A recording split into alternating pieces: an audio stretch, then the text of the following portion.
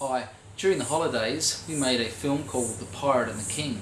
The film was based upon some toys that we had available to us as props, as well as some costumes that the kids got for Christmas, namely a pirate costume and of course a king's costume. What part did you play, Lachlan? I played the king. Alright, so obviously Layton played the pirate. This is a documentary about how we've made the film. I hope you enjoy it. Okay, Lachlan, a bit more to your left. That's it, stop. Now do what I showed you before. Look up. Look up, that way. No, other way. Do it again. Come on, you can be scarier than that. No. Look out to the tree up there. Look up that big tree. That big tree up there. It's a big monster. Again.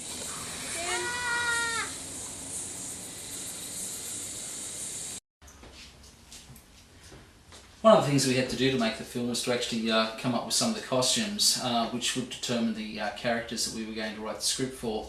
The idea for Layton's character came from this little hat that Lorena gave Layton for Christmas, and which pretty much determined him to be the pirate in the film.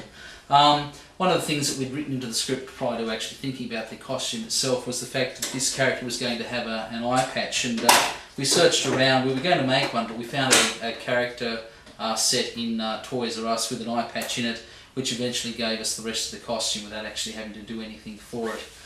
For Lachlan's character, Lachlan has long been wearing the crown around. This is one that Lorena gave as a replacement for an older crown that Lachlan had. He'd been wearing it for some time, and she gave him this at Christmas. So that determined Lachlan's character to be the king in the story. So we knew that we had a king and a pirate, and we had to write some sort of script around that. Okay, so one of the things that we also had to do for Lachlan's character was that the cape that he'd been wearing for so long had pretty much worn out. So one of the first things we had to do was to go up to the local sewing shop and get some material for Jen to actually replace the original cape, from which she took the measurements for that.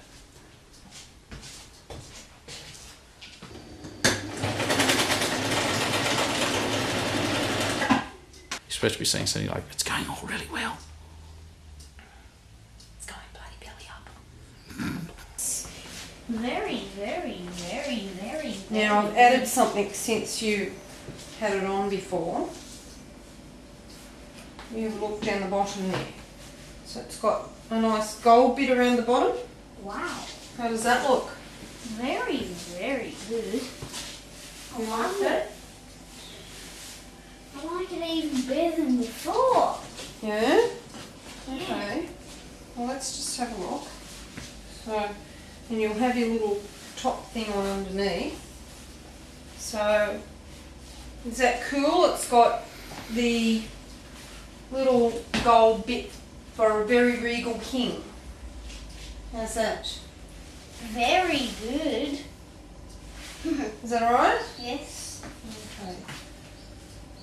Well, we'll just have to sort of, get it sitting properly later when you're all ready to go. Alright? Okay then. How's that? Okay? Alright. Stand near the window, Lachlan. Over there.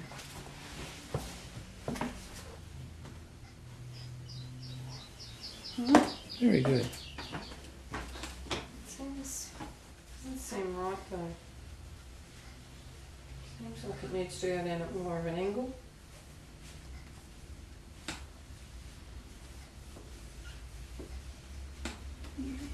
I think. Good. Very good. I know a better sort of goblet, Yeah. but we're not getting that sort.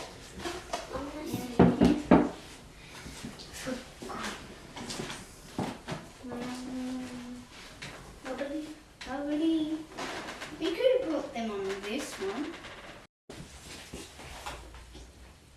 Sit up, Lachlan. One more. Very good. This is the script and Daddy makes me say it over and over again. One of the main difficulties of shooting this was that there was too many lines for the boys to learn, and some of them were too difficult for the boys to remember, especially for Layton. At times this proved problematic. The boys had trouble saying the lines, and it was actually hard to get a good performance. What I had to do was I actually had to tell the boys to say a line just before they had to say it, and then they had basically repeated it for me.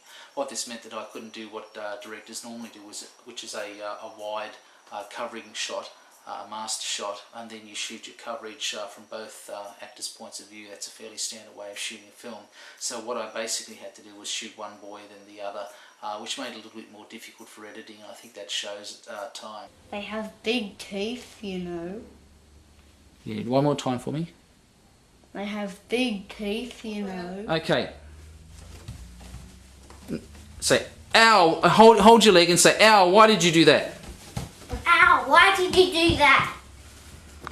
Okay, now, Lachlan, can you roll that map up? Yep.